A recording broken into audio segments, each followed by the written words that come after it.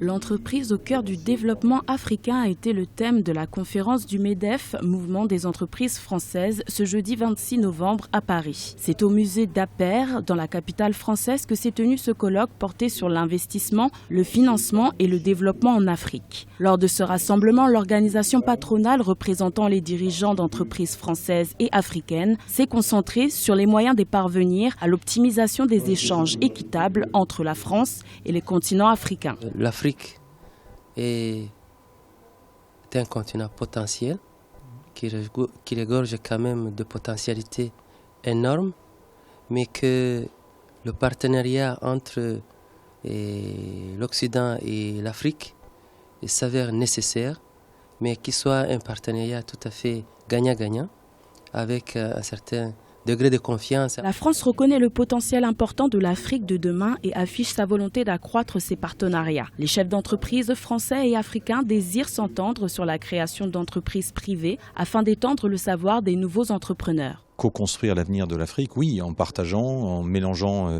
en s'associant, en faisant de ce qu'on appelle de la cross-fertilisation, en montant des think tanks, en travaillant sur des projets.